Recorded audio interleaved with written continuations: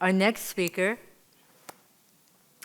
is Dr. Rafeel Wasif.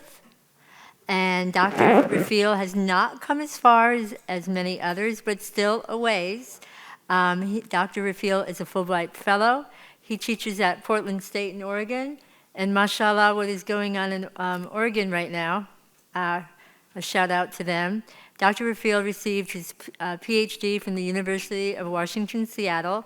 His postdoctoral research was at the Lilly Family School of Philanthropy at Indiana University, Purdue University. So Dr. Rafeel is part of the MPI family. His research includes both public and nonprofit management, philanthropy, international nonprofits, and data science. The focus of Dr. Rafeel's research is primarily Muslim American nonprofits and international NGOs in South Asia. Dr. Rafeel's research has been published in the Nonprofit and Voluntary Sector Quarterly, Voluntas, Nonprofit Management and Leadership, Nonprofit Policy Forum, and the Voluntary Sector Review.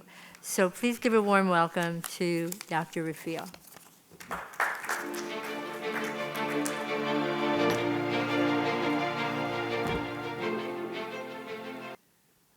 Hi, everyone. Today,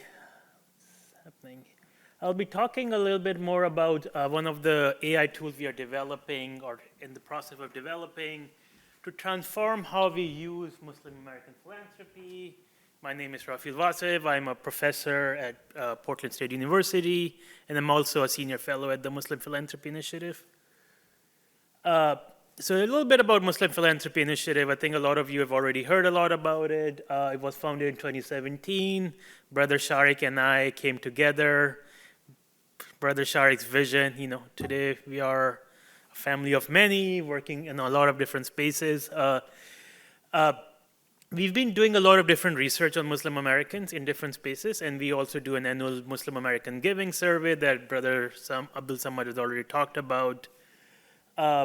And what we've found, as some of you have already maybe heard of, is that Muslims give more than average US donor. Muslim community is much more generous than the average American donor.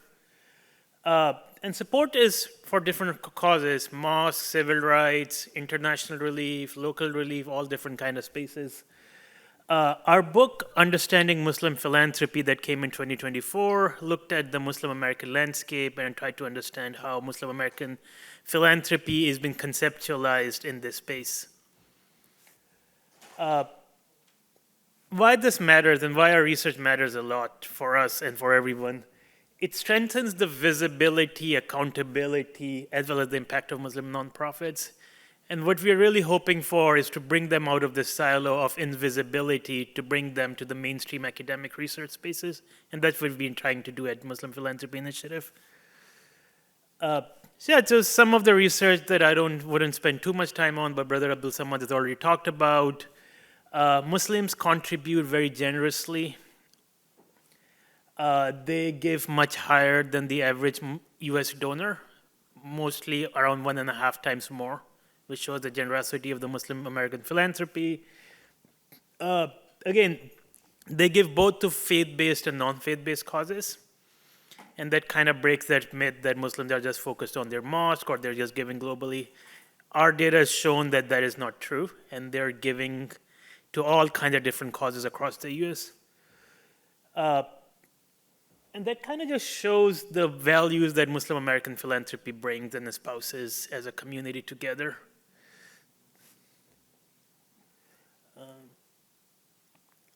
However, one thing that we've been finding more and more is this donor's dilemma. While there's a lot of research on Muslim American giving, we still find that a lot of Muslim American nonprofits are underfunded. And that kind of continues to be a big problem. As you can see, there's a lot of different spaces that Muslim Americans are giving. They're giving to civil rights causes. They're giving to all kinds of different causes. But there's a lot of mismatch of information. So if you're living in Houston, do you know the top 5 Muslim nonprofits working here that work on mental health? Do you know any organization that is working on relief? maybe some of the bigger nonprofits are much more exposed, like you would know about Islamic Relief. But what about those smaller Muslim organizations that are doing a lot of community-grounded work but are not getting the attention that their cause deserves? How can you really resolve that problem that these Muslim nonprofits are facing? Donors want to give. There's a lot of potential for giving zakat and sadaqah. Donors are already giving more than the average US donor, but very often they just don't know which nonprofit to give to. And that causes a lot of trouble for a lot of people. They're kind of trying to figure out what are the best nonprofits that they want to give to, what have the best ways of giving. All of these issues that we keep seeing in our research is a big problem that the Muslim community is facing. Again, an example, a lot of people may know, but what is the best arts and culture Muslim organization to give in Texas? Some people may know. Some people have to do their own diligence, but a lot of the time you just don't know.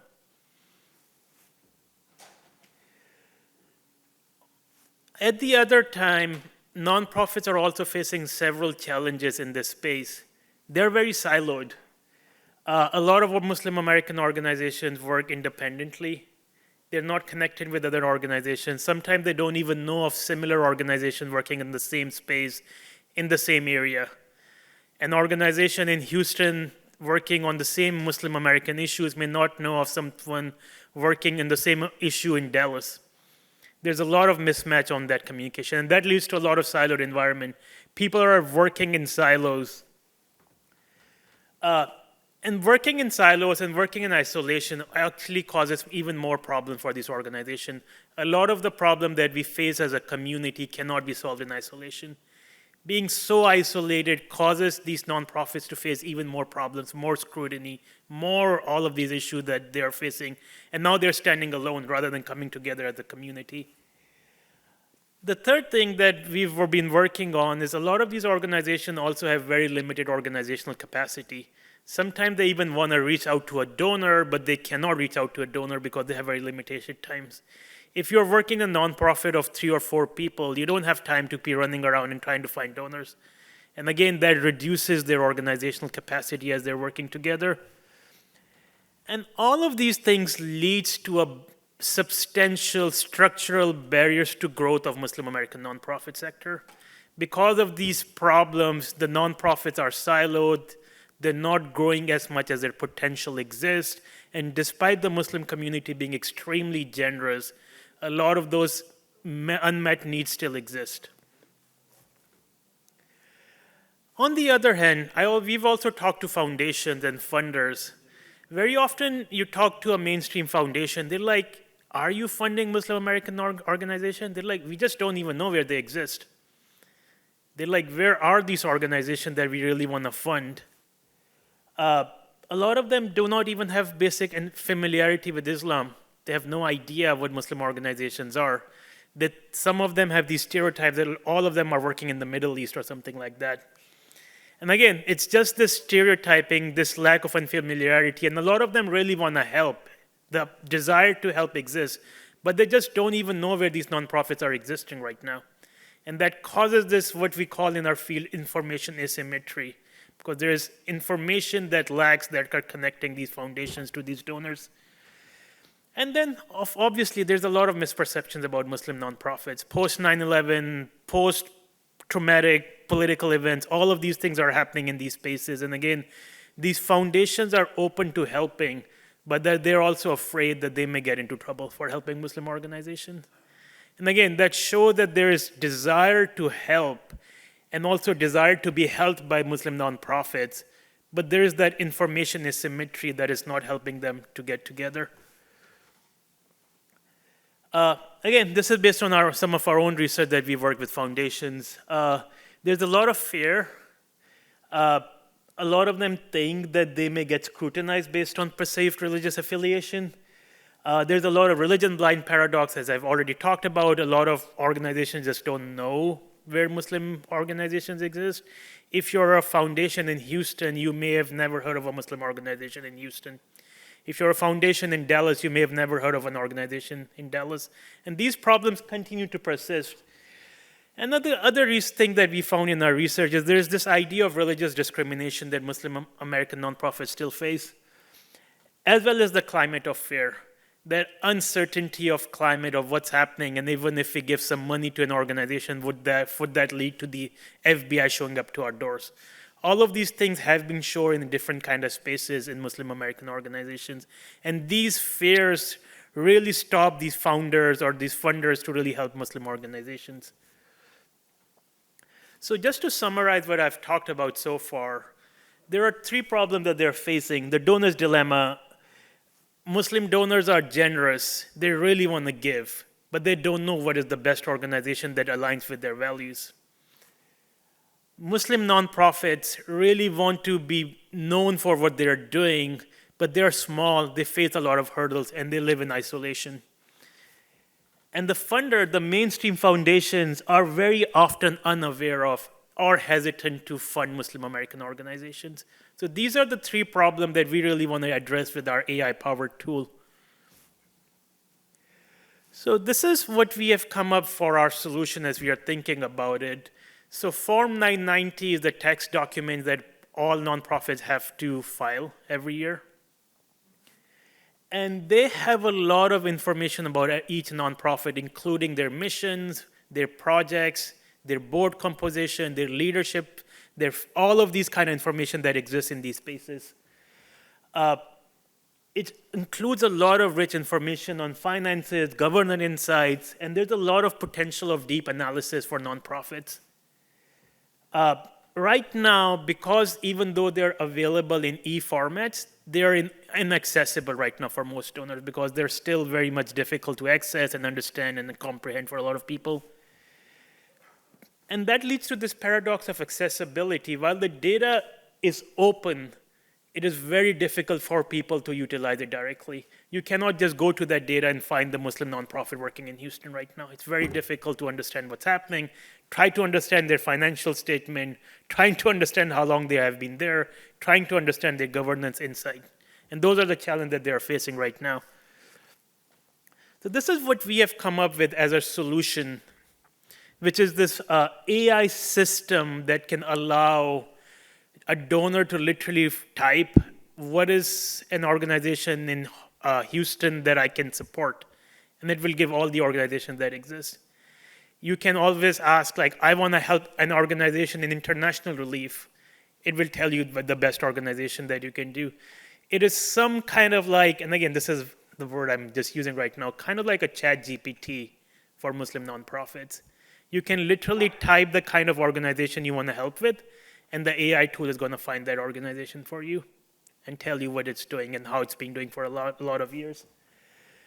So the hope is to allow this AI system to connect this ecosystem, the funder, the donor, the nonprofit, all of them coming together and understanding each other.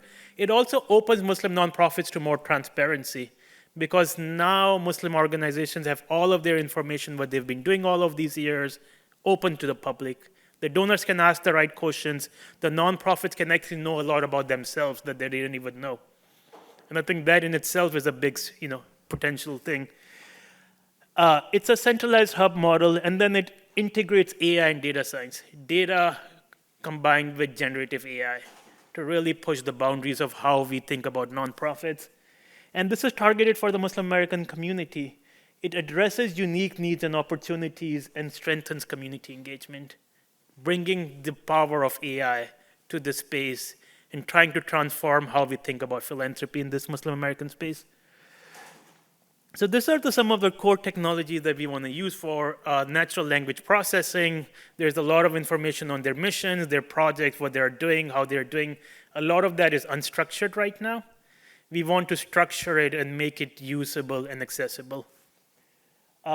Machine learning for pattern recognition, detecting trends amongst donors. So if one kind of a donor is giving to one kind of organization, hopefully we can learn this behavior and help other donors decide that this kind of person is looking for this organization.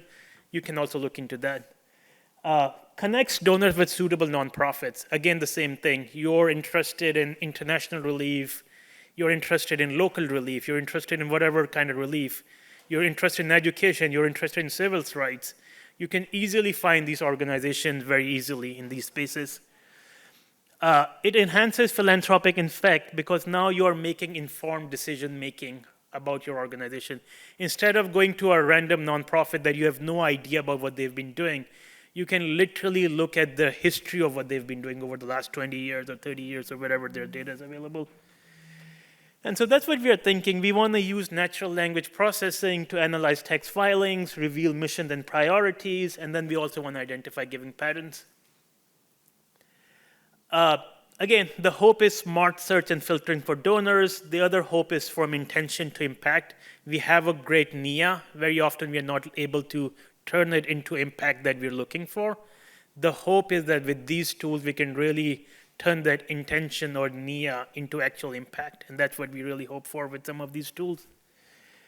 User-friendly experience, another really important part. This data already exists, but it is so difficult to access. Now you can literally go to a database and you can type like an organization and you can write in human understandable language. Like maybe this organization, it'd be like, yeah, maybe this organization. They're like, no, I'm not interested in this one. So it just turns that into like a much more easier, user-friendly experience of interacting with nonprofits. And you can be like, okay, I want an organization that has been in work for the last 3 years, not more than that. And it would give you some options. Stuff like that would really push the ideas of how we are using some of these tools to really help people. And for nonprofits, it's experiencing unlocking new opportunities. Data-driven insights, they can actually know more about themselves now based on these very strong AI tools that can give you better ideas of governance, financial issues, a lot of these different things. Increasing visibility. Now, if they ever want to talk to a donor, they can be like, just go there and find what we've been doing for. You don't have to tell people your story. Diversifying funding, and as well as unlocking new opportunities. Again, this opens up this whole Pandora box where now you can go to foundations and be like, we don't have to tell you anything. You can just go to this website and hear our story. And this is not us telling you, this is actually data and research telling you. So again, these are some of the things that we are thinking about: advanced analytical capacity, actionable insight from the Form 990 data, deeper understanding beyond basic matchmaking. Again, some of these algorithms are going to be much more complex and much more deeper analysis of an organization's health. Focus on organizational impact, assessment of financial stability. Based on these trends, organizations can see how well they're doing for financial sustainability, as well as enhanced data-driven strategies, support strategic planning with robust analytics. Now you can look at all of these issues and then you can kind of make decisions based on all of these things. So envisioning the impact that we really hope for some of these things is collaboration benefit for nonprofits. They can learn about other organizations facing similar challenges. It opens this Pandora box for everyone to look at each other. Empowering donors, you can be more strategic about how you want to give and what you want to give to. Advantages for nonprofits, again, it boosts your visibility as well as diversifies your funding sources, as well as a hope for a sector-wide transformation. The way the world looks at Muslim American nonprofits may change because now we have this data-powered credibility and legitimacy that can help us also tell our story. I probably stayed well on time. I saw a 5-minute note, so I think I didn't want to spend too much time, but this is my email address, so please feel free to connect with me if you have any questions. We're also looking for different funders and donors to support some of these initiatives, so if you have any ideas of people that may also be interested in some of this work, we would love to connect. Thank you.